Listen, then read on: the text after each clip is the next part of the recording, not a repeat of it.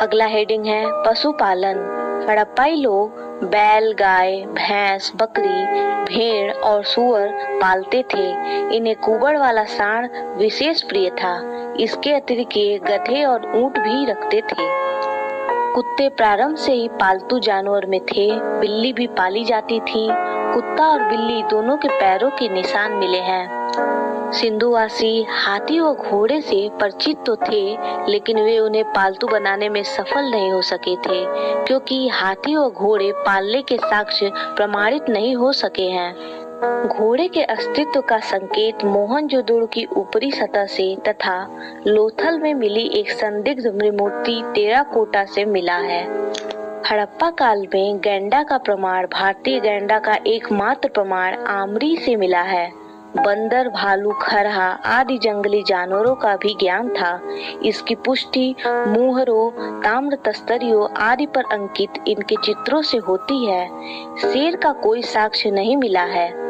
गुजरात के पश्चिम में अवस्थित सुरकोटदा में घोड़े के अवशेषों के मिलने की पुष्टि हुई है।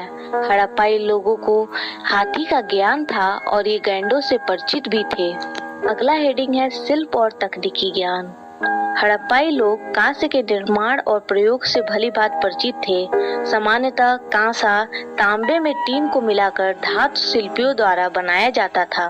तांबा राजस्थान की खेतड़ी के ताम्र खानों से मंगाया जाता था। टीन अफगानिस्तान से मंगाया जाता था। हड़प्पाई स्थलों में जो कांसे के औजार व हथियार मिले हैं, उसमें टीन की मात्रा अत्यंत कम है। हड़प्पा समाज के शिल्पियों में कसेरो कांस्य शिल्पियों के समुदाय का महत्वपूर्ण स्थान था। मोहनजोदड़ो से बुने हुए सूती कपड़े का एक टुकड़ा मिला है तथा कई वस्तुओं पर कपड़े की छाप देखने में आई है। कताई के लिए तकलियों का इस्तेमाल होता था। ईंटों की विशाल इमारतें बताती हैं कि स्थापत्य राजगिरी महत्वपूर्ण शिल्प था। हड़प्पाई लोग नाव बनाने का काम भी करते थे। मिट्टी के मुहरे बनाना और मिट्टी की पुतलियां बनाना भी महत्वपूर्ण शिल्प थे। स्वर्णकार चांदी, सोना और रत्नों के आभूषण बनाते थे। सोना चांदी संभवतः अफगानिस्तान से और रत्न दक्षिण भारत से आते थे। कुम्हार के चाक का अधिक प्रचलन था तथा हड़प्पाई लोगों के मृदभांडों की अपनी प्रमुख विशेषताएं थीं। ये मृदभांडों को चिकना और चमकीला बनाते थे। अगला हेडिंग है व्यापार। हड़प्पाई लोग सिंधु सभ्यता के क्षेत्र के भीतर पत्थर, धातु और हड्डी आदि का व्यापार करते थे। वे धातु के सिक्कों का प्रयोग नहीं करते थे। संभवतः वे सभी प्रकार के आदान प्रदान विनिमय द्वारा करते हों। वे पहिया से परिचित थे तथा हड़प्पा में ठोस पहियों वाली गाड़ियां प्रचलित थीं। मोहनजोदड़ो से मिट्टी और कांसे की 2 पहिए वाली खिलौना गाड़ी एवं चदुदड़ो से मिट्टी की 4 पहियों वाली खिलौना गाड़ी मिली है। लोथल से अल्वेस्टर पत्थर का एक बड़ा पहिया व बनावली से सड़कों पर बैलगाड़ी के पहिए के निशान मिले हैं। उन्होंने उत्तरी अफगानिस्तान में अपनी वाणिज्यिक बस्ती स्थापित की थी, जिसकी सहायता से उनका व्यापार मध्य एशिया के साथ चलता था।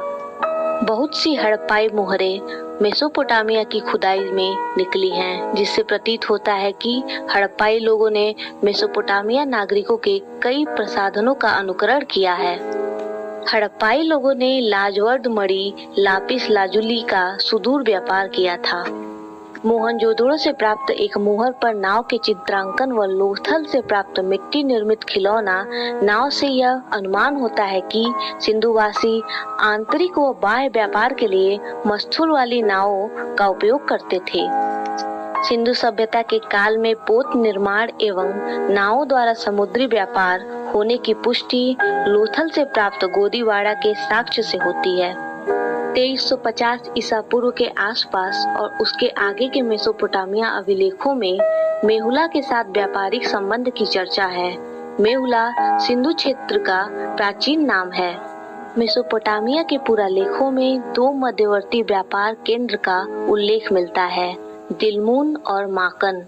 ये दोनों मेसोपोटामिया और मेहुला के मध्य में स्थित थे। दिलमुन की पहचान फारस की खाड़ी के बहरीन से की जाती है। सारगोन के सुमेरियन लेख में बहरीन दिलमुन को उगते हुए सूरज का देश कहा गया है। मेसोपोटामिया से जल एवं थल दोनों मार्ग से व्यापार के प्रमाण मिले हैं। मिस्र से कम संपर्क रहा, किंतु वहां से हड़प्पा प्रकार की गुड़िया प्राप्त हुई हैं। प्रमुख आयातित कच्चा माल।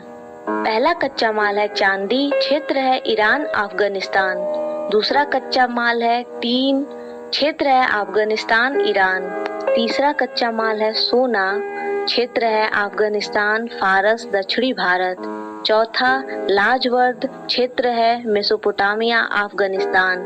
पांचवा तांबा, खेतड़ी राजस्थान बलूचिस्तान। छठवां नील रत्न मणि, बदख्शा अफगानिस्तान।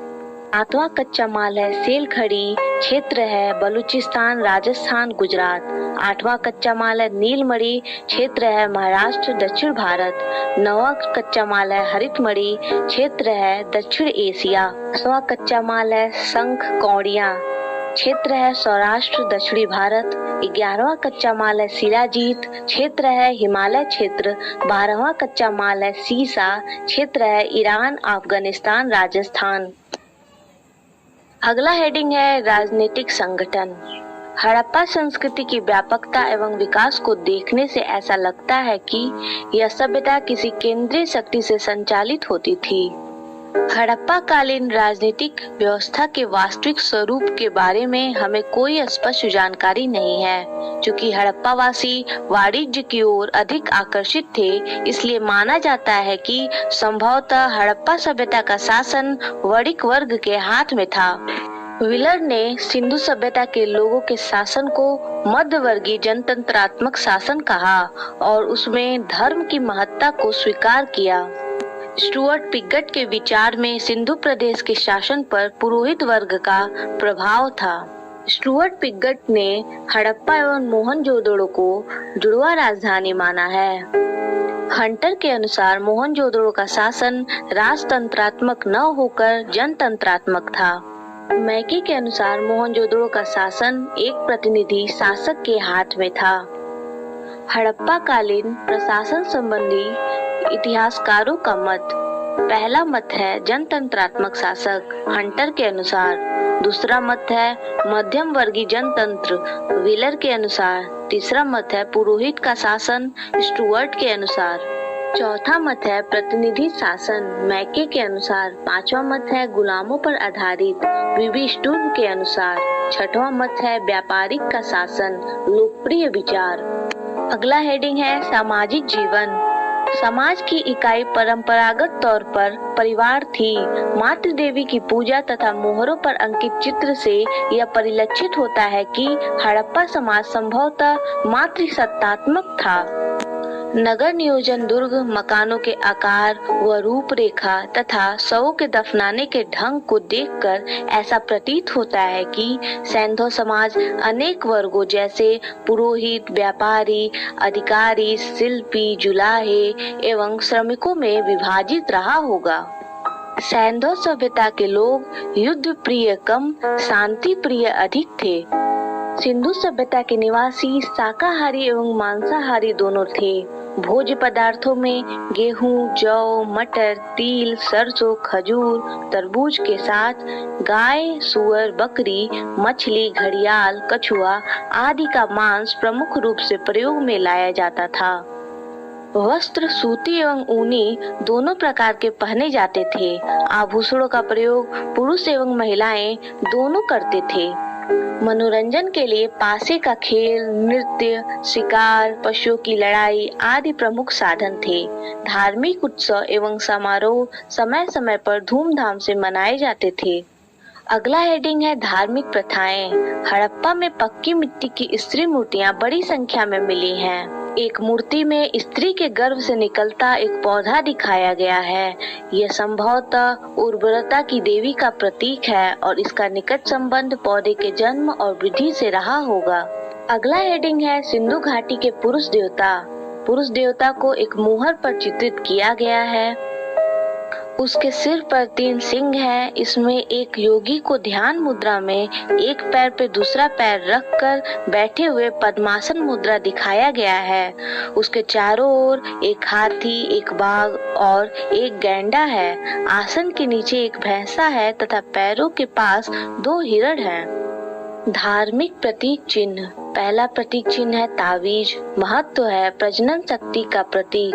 दूसरा प्रतीक चिन्ह है बैल, महत्व है शिव का वाहन। तीसरा प्रतीक चिन्ह है स्वास्तिक, महत्व है सूर्य उपासना का प्रतीक। चौथा प्रतीक चिन्ह है योगी शिव, महत्व है योगीश्वर। पांचवा प्रतीक चिन्ह है बकरा, महत्व है बलि हेतु। छठवां प्रतीक चिन्ह है श्रृंग, महत्व है शिव का रूप। सातवां प्रतीक चिन्ह है नाग, महत्व है पूजा हेतु। आठवां प्रतीक चिन्ह है भैंसा, महत्व है देवता की शत्रुओं पर विजय का प्रतीक। नौवां प्रतीक चिन्ह है युगल समाधान, महत्व है पति के साथ पत्नी का सती होना। मुहर पर चित्रित देवता को पशुपति महादेव कहा गया है। सिंधु सभ्यता में लिंग पूजा का प्रचलन मिलता है, जो कालांतर में शिव की पूजा से गहन रूप से जुड़ गई थी। हड़प्पा में पत्थर पर बने लिंग और योनि के अनेक प्रतीक मिले हैं। वृक्षों और पशुओं की पूजा। सिंधु क्षेत्र के लोग वृक्ष पूजा करते थे। एक मुहर सिल पर पीपल की डालों के बीच विराजमान देवता चित्रित हैं। हड़प्पा काल में पशु पूजा का प्रचलन था। कई मुहरों पर पशुओं की आकृतियां अंकित हैं। इनमें सबसे महत्वपूर्ण है एक सिंग वाला जानवर यूनिकॉर्न, जो गैंडा हो सकता है। उसके बाद कुबड़ वाला सांड है। गौ पूजन का प्रमाण नहीं मिलता है।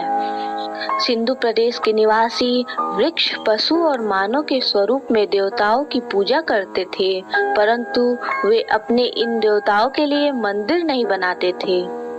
हड़प्पाई लोग ताबीज धारण करते थे। संभवतः हड़प्पाई लोग विश्वास करते थे कि भूत प्रेत उनका अनिष्ट कर सकते हैं और इसलिए उनसे बचने के लिए ताबीज पहनते थे। सैंधव नगरों की खुदाई से किसी भी मंदिर के अवशेष नहीं मिले हैं। मोहनजोदड़ो से प्राप्त मुहर पर स्वास्तिक का अंकन सूर्य पूजा का प्रतीक माना जाता है। हिंदू धर्म में आज भी स्वास्तिक को पवित्र मांगलिक चिन्ह माना जाता है। इसे चतुर्भुज ब्रह्मा का स्वरूप स्वीकार किया जाता है। अगला हेडिंग है हड़प्पाई लिपि। सिंधु लिपि के बारे में सर्वप्रथम विचार व्यक्त करने वाले व्यक्ति अलेक्जेंडर कनिंघम थे। कनिंघम ने 1873 ईस्वी में विचार व्यक्त किया कि इस लिपि का संबंध ब्राह्मी लिपि से है। सिंधु लिपि के पढ़ने का सर्वप्रथम प्रयास 1925 ईस्वी में L.A. वेडेल ने किया था। हड़प्पाई लिपि का सबसे पुराना साक्ष्य 1853 ईस्वी में मिला था तथा 1923 ईस्वी तक पूरी लिपि प्रकाश में आ गई, किंतु अभी तक पढ़ी नहीं जा सकी है। लिपि न पढ़े जाने के कारण साहित्य में हड़प्पाई लोगों का क्या योगदान रहा, कुछ कहा नहीं जा सकता। पत्थर की मोहरों और अन्य वस्तुओं पर हड़प्पाई लेखन के लगभग 4000 नमूने हैं। इस लिपि में कुल मिलाकर 250 से 400 तक भाव चित्रात्मक पिक्टोग्राफ अक्षर हैं तथा चित्र के रूप में लिखा प्रत्येक अक्षर किसी ध्वनि, भाव या वस्तु का सूचक है। इस लिपि में मछली, चिड़िया, मानव कृति आदि के चिन्ह मिलते हैं। सिंधु लिपि के जो साक्ष्य मिले हैं उनमें अधिकांशतः दाएं से बाएं लिखे मिले हैं, जैसे कि फारसी लिपि है। कुछ बाएं से दाएं लिखे मिलते हैं, जैसे कि ब्राह्मी लिपि है, एवं कुछ में गोमूत्रिका लिपि का प्रयोग कालीबंगा से प्राप्त ठिकरे से मिला है। सामान्यतः माना जाता है कि सिंधु लिपि दाएं से बाएं ओर लिखी जाती थी। सभी भारतीय लिपियां बाएं से दाएं लिखी जाती थी। हड़प्पा लिपि वर्णात्मक नहीं बल्कि मुख्यतः चित्रलेखात्मक है। अगला हेडिंग है माप तौल। बाट के रूप में मनके एवं जवाहरात की बहुत सी वस्तुएं पाई गई हैं, जिनसे प्रकट होता है कि तौल में 16 या उसके आवर्तकों का व्यवहार होता था, जैसे 16, 64, 160, 320 और 640 आदि। हड़प्पाई लोगों को माप का ज्ञान था। ऐसे डंडे पाए गए हैं जिन पर माप के निशान लगे हुए हैं। इनमें एक डंडा कांसे का भी है। मोहनजोदड़ो से सीप और लोथल से हाथी दांत का बना एक स्केल मिला है। सूरकोटदा से तराजू का साक्ष्य मिला है। अगला हेडिंग है मृदभांड।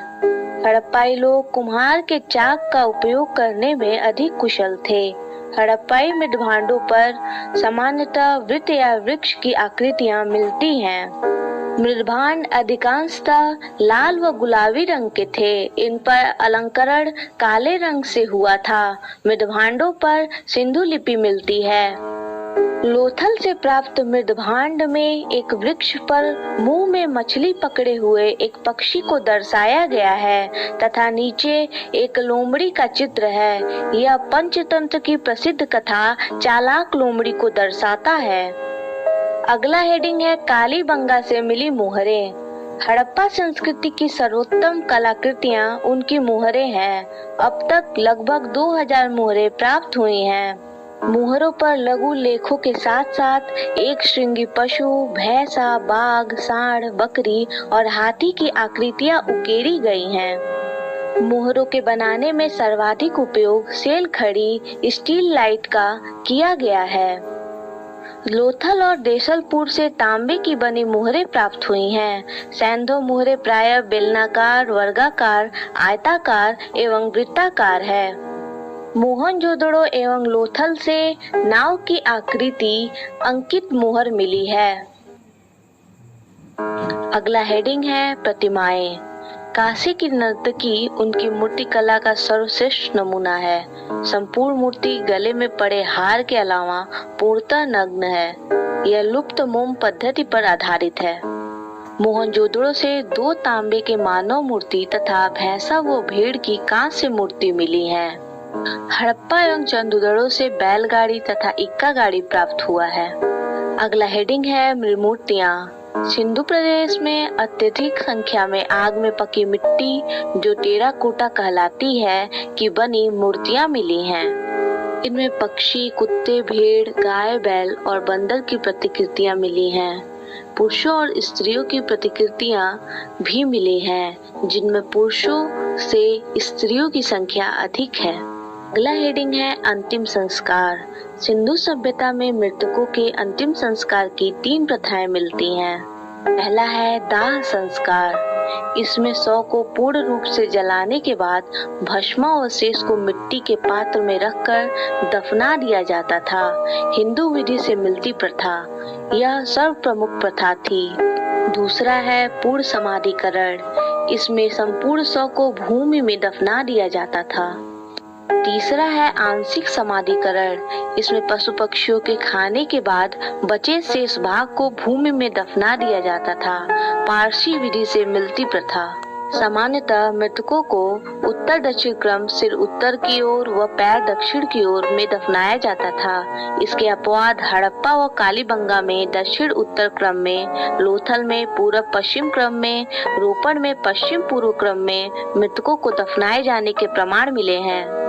एक कब्र में एक ही व्यक्ति को दफनाया जाता था, परंतु कालीबंगा से 1 और लोथल से 3 युगल युग्म समाधिकरण समाधान मिले हैं, जिनमें एक कब्र में 2-2 मृतक दफनाए गए हैं। रोपड़ की कब्र से मालिक के साथ कुत्ते के दफनाए जाने के प्रमाण मिले हैं। लोथल की एक कब्र से मृतक के साथ बकरे को दफनाए जाने के प्रमाण मिले हैं।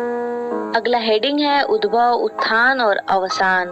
परिपक्व हड़प्पा संस्कृति का अस्तित्व संभवतः 2250 ईसा पूर्व से 1900 ईसा पूर्व के बीच रहा। यह संस्कृति एक ही प्रकार के औजारों, हथियारों और घरों का प्रयोग करती रही।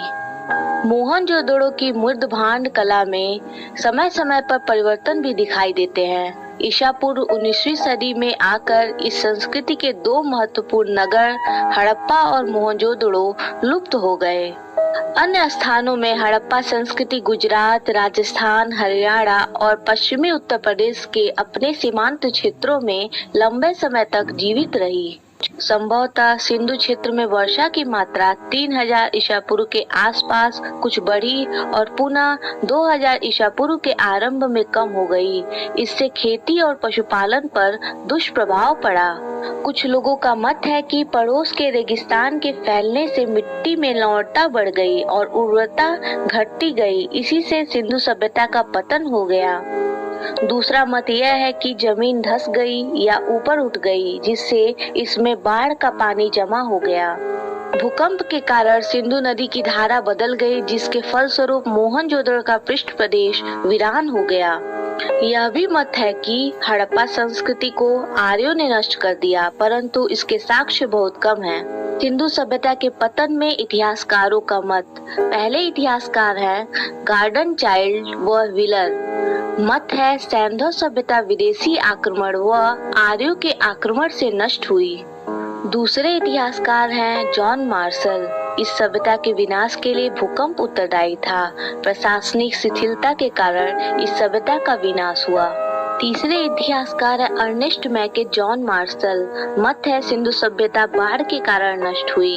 चौथे इतिहासकार हैं फेयर सर्विस। संसाधन में कमी, वनों का कटाव एवं पारिस्थितिक असंतुलन पतन का कारण था।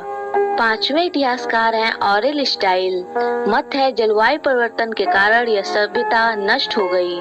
छठवें इतिहासकार हैं मार्टिमर व्हीलर। मत है हड़प्पा सभ्यता का आकस्मिक अंत हुआ था। हड़प्पा सभ्यता का आधार विदेशी था। सातवें इतिहासकार है लैम्ब्रिक। मत है जनसंख्या वृद्धि। आठवें इतिहासकार हैं एमआर साहनी। मत है यह सभ्यता भूतात्विक परिवर्तन के कारण नष्ट हुई। नवे इतिहासकार हैं राइक्स व डेल्स डीडी कौसाम्बी। मत है मोहनजोदड़ो के लोगों की आग लगाकर सामूहिक हत्या कर दी गई। अगला हेडिंग है हड़प्पा संस्कृति की नागरिकोत्तर अवस्था। हड़प्पा संस्कृति संभवतः 1900 ईसा पूर्व तक अस्तित्व में रही। नागरिकोत्तर हड़प्पा संस्कृति के कुछ लक्षण पाकिस्तान में मध्य एवं पश्चिमी भारत व उत्तर प्रदेश में दिखाई देते हैं। इनका काल संभवतः 1900 ईसा पूर्व से 1200 ईसा पूर्व तक हो सकता है। हड़प्पा संस्कृति की नागरिकोत्तर अवस्था को उप सिंधु संस्कृति कहते हैं। यह उत्तर हड़प्पा संस्कृतियां मूलतः ताम्र पाषाणिक हैं, जिसमें पत्थर और तांबे के औजारों का उपयोग होता था।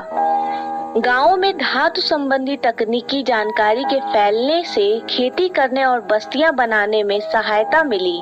गिलुंद, जो आहार संस्कृति का स्थानीय केंद्र जैसा लगता है, में ईंटों की संरचनाएं मिली हैं, जिन्हें संभवतः 2000 ईसा पूर्व और 1500 ईसा पूर्व के मध्य रखा जा सकता है।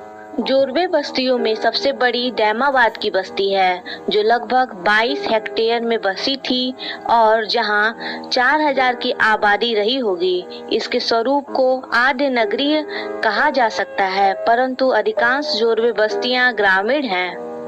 नागरिकोत्तर हड़प्पाई बस्तियां स्वात घाटी में मिली हैं। यहाँ लोग पशुचारण के साथ साथ अच्छी खेती करते थे।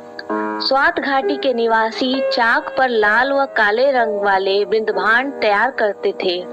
भारत में स्थित पंजाब, हरियाणा, उत्तर प्रदेश और जम्मू में कई उत्तर हड़प्पा स्थलों की खुदाई हुई है।